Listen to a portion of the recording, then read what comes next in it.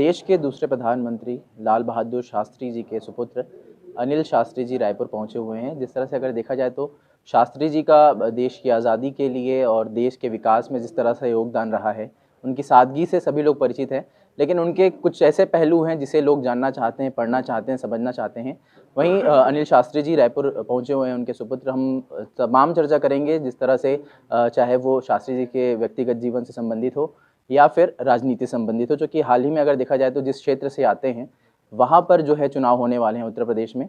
तो शास्त्री जी, सबसे पहले तो आपका ईटीवी भारत में स्वागत है। जिस तरह से देखा जाए कि मैं पर्सनल क्वेश्चन में जाऊंगा, आप जब छोटे थे, जब आपको स्कूल में एडमिशन लेना था या कॉलेज में एडमिशन लेना था, उस दौरान आपने अपने पते पर प्रधानमंत्री आवास का पता लिख दिया था।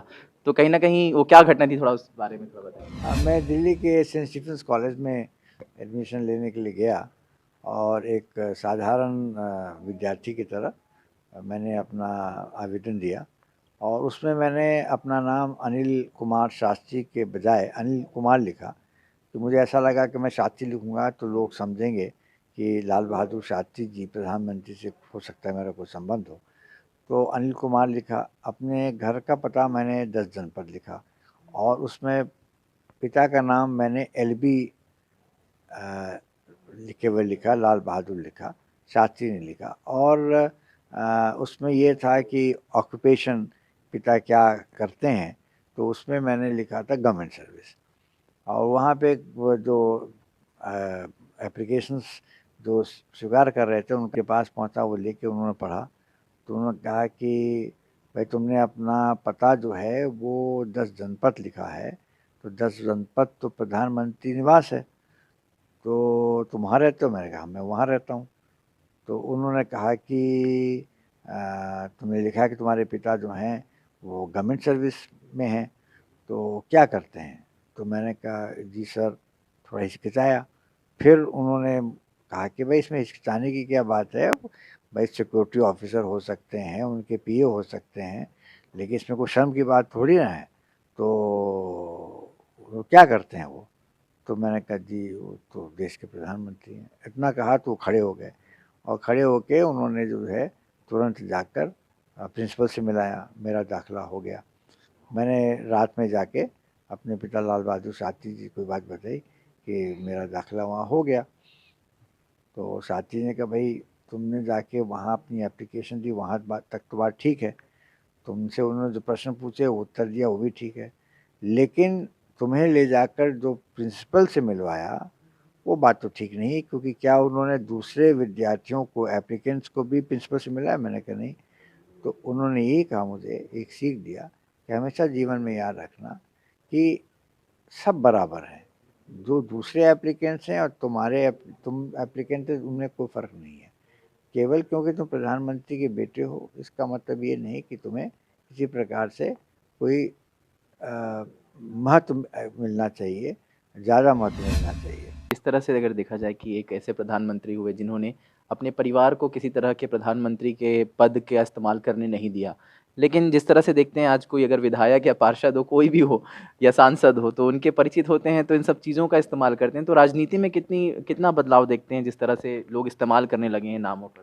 देखिए राजनीति में बड़ी तेज़ी से राजनीतिक मूल्यों में गिरावट आई है और लेकिन मेरा ऐसा मानना है कि ये एक मंथन के दौर से हम गुज़र रहे हैं। हो सकता है कि कुछ दिन में ये ठीक हो जाए, क्योंकि आज से 15-20 साल पहले मुझसे कोई पूछता तो मैं इसकी कल्पना भी नहीं कर सकता था कि कोई मुख्यमंत्री या कोई मंत्री जेल भी जा सकता है। लेकिन हमारे तो दो प्रदेश के दो मुख्यमंत्री ने जेल की सज़ा काटी है।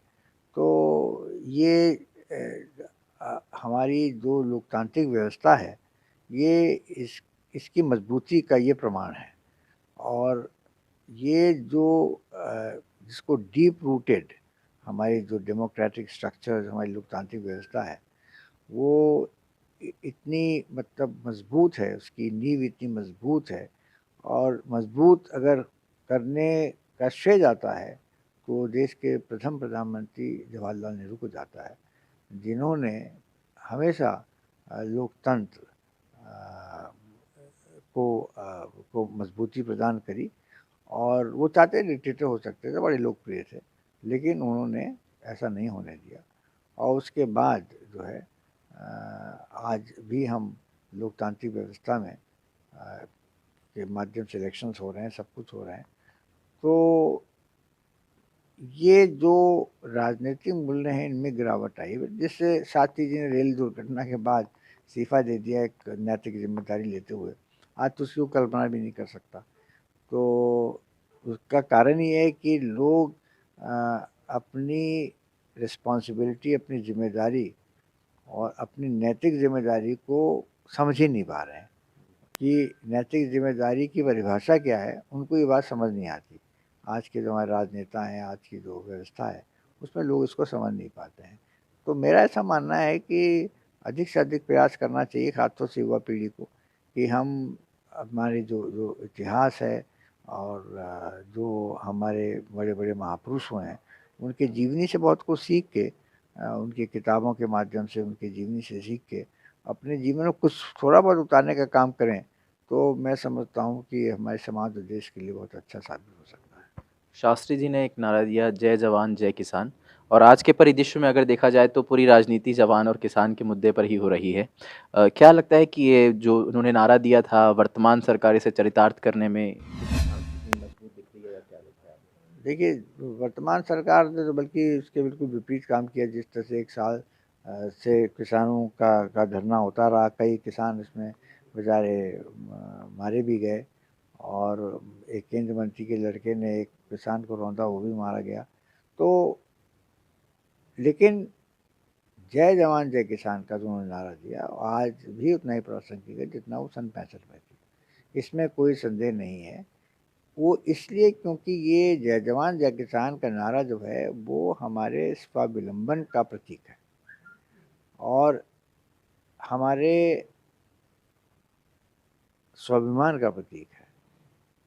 क्योंकि उन्होंने जय जवान जय किसान का नारा दिया इसलिए क्योंकि जवानों ने हमारे सरहदों की रक्षा की जब पाकिस्तान अटैक किया। किसानों का नारा इसलिए दिया क्योंकि अमेरिका ने धमकी दी कि हम आपको गेहूँ नहीं देंगे अगर आपने पाकिस्तान के खिलाफ लड़ाई नहीं बंद करी। और उनको इस बात का धक्का लगा कि मैं किस तरह से जो है इसका जवाब दूँ। और उन्होंने देशवासियों को उस समय आह्वान किया कि हफ्ते में 1 समय भोजन नहीं करेंगे, लेकिन अमेरिका के आगे हम खाने के लिए हाथ नहीं फैलाएँगे। और हरित क्रांति की शुरुआत सही मायने में शास्त्री जी ने की अपने प्रधानमंत्रित्व काल में। सर, देखा जाए तो आप भी केंद्रीय मंत्री रहे हैं और जिस जगह से आप आते हैं, उत्तर प्रदेश से, हाल ही में वहाँ पर चुनाव होने वाले हैं।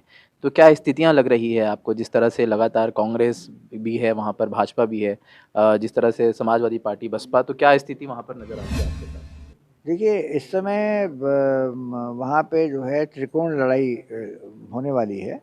बसपा तो लड़ ही नहीं रही है। तो लड़ाई इस समय जो है भारतीय जनता पार्टी, समाजवादी पार्टी और कांग्रेस पार्टी में है। खासतौर से प्रियंका गांधी के नेतृत्व में जिस तरह से कांग्रेस वहाँ पर उठी और उभर के आई है, उससे ये जो है पूरी तरह से लड़ाई में आ गई है। मैं ये भविष्यवाणी नहीं कर सकता और ना ही मैं बता सकता हूँ कि नतीजे क्या होंगे, क्योंकि मतदाताओं का मुँह जो है समय-समय में बदलता रहता है। लेकिन आज की तारीख में मैं यही कहूँगा, आज जिस तरह से परिस्थितियाँ निर्मित हुई हैं, ऐसा लगता है कि त्रिकोण लड़ाई होगी भारतीय जनता पार्टी, समाजवादी पार्टी और कांग्रेस के बीच। और कांग्रेस पार्टी के बिना वहाँ पे सरकार बनाना कठिन होगा। और जब त्रिकोण लड़ाई होती है, तो हो सकता है कि हंग असेंबली भी हो जाए। अब जब हंग असेंबली होगी तो समाजवादी पार्टी और कांग्रेस की सीटें मिलकर मुझे पूरा विश्वास है कि स्पष्ट बहुमत मिलेगा। मैं ये हालाँकि हम तो कोई अलायंस कर नहीं रहे हैं।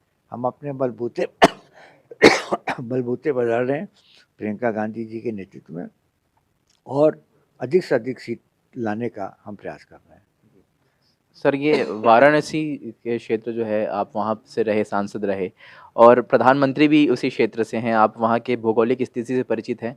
क्या बदलाव देखते हैं कि कितना वहाँ पर काम हुआ है, या किस तरह से बदलाव उनके कार्यकाल में नजर देखिए, आया अब है? प्रधानमंत्री वो हैं और वहाँ से सांसद हैं, तो थोड़ा बहुत तो वहाँ पे काम हुआ है, विकास हुआ है। लेकिन अभी वहाँ की जनता बहुत खुश नहीं है। देखिए, इनका जो एजेंडा है वो बिल्कुल अलग है। काशी विश्वनाथ मंदिर के आसपास सफाई करा देना, कुछ थोड़ा बहुत निर्माण करा देना और मंदिरों का जो है थोड़ा बहुत उनका लिपि पुताई, थोड़ी सफाई वफाई करा देना, कुछ कर देना।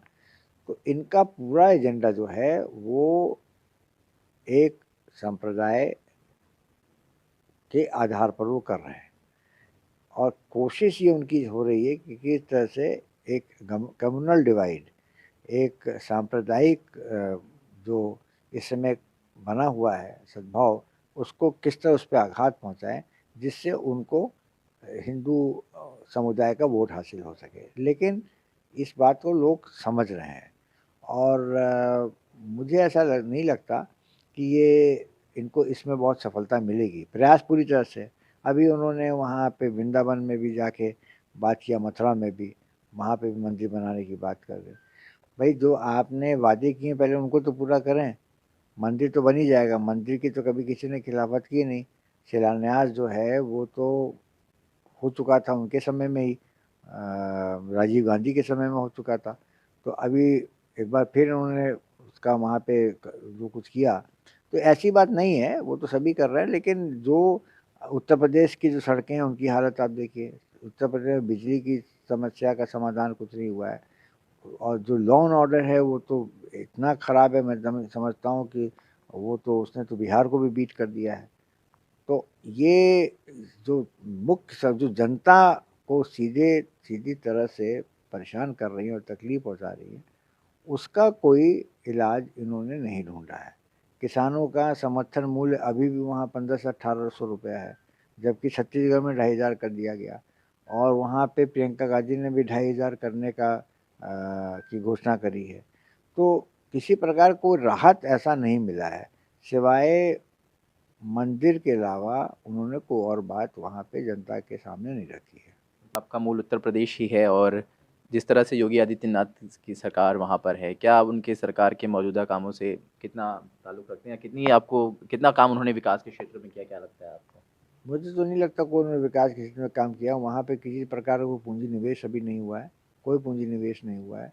और वो घूम घूम के कई जगह गए, विदेश भी गए और मुंबई भी गए, हर जगह गए, लेकिन कोई भी बड़ा उद्योग वहाँ नहीं लग पाया है, क्योंकि उद्योग वहीं लगता है जहाँ पे इंफ्रास्ट्रक्चर बना रहता है। आपको सड़क चाहिए, आपको बिजली चाहिए, आपको पानी चाहिए, तो ये सब आपको सुरक्षा चाहिए। जब ये नहीं है तो कोई हिम्मत नहीं करता वहाँ पे जाके अपनी कोई पूंजी निवेश करने के लिए, अपनी फैक्ट्री लगाने के लिए। लोग बल्कि वहाँ से निकल के दूसरी जगह लगा रहे हैं। उत्तर प्रदेश के उद्योगपति जो हैं वो वहाँ से निकल के या तो मध्य प्रदेश जा रहे हैं या छत्तीसगढ़ जा रहे हैं या महाराष्ट्र जा रहे हैं, गुजरात जा रहे हैं, लेकिन वहाँ नहीं लगाना चाह रहे हैं, क्योंकि एक तो सुरक्षा की बहुत बड़ी दिक्कत है कि वहाँ पे पता नहीं कौन आके लूट के चला जाए और हर दूसरे दिन तीसरे दिन वहाँ मर्डर होते रहते हैं। तो कैसे मैं मानूँ कि वहाँ पे योगी ने कोई अच्छा काम किया है। सर, आप कांग्रेस के वरिष्ठ नेता हैं, जिस तरह से विपक्ष लगातार आरोप लगाती है कि जो पार्टी कांग्रेस रही है, अच्छे अच्छे नेता हैं उन्हें बड़े पदों में नहीं दिया जाता, सिर्फ गांधी परिवार तक ही अध्यक्ष बनते हैं, कोई नए चेहरे नहीं आ पा रहे हैं, तो कई जो ऐसे जो योग्य लोग हैं वो पीछे हट जा रहे हैं, परिवार तक सीमित रह गई है कांग्रेस पार्टी।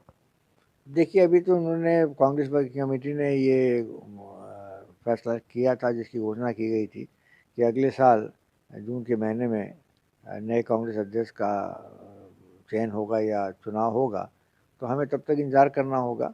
और राहुल जी ने तो पहले ही कह रखा है कि मैं नहीं चाहता कि हमारे परिवार का कोई भी सदस्य वो कांग्रेस अध्यक्ष बने। लेकिन अब जो कांग्रेस जन के मन में होगा उसको भी कोई रोक नहीं सकता। अधिकांश कांग्रेसी हमारे देश के यही चाहते हैं कि गांधी परिवार या तो प्रियंका गांधी या राहुल गांधी कांग्रेस अध्यक्ष बने।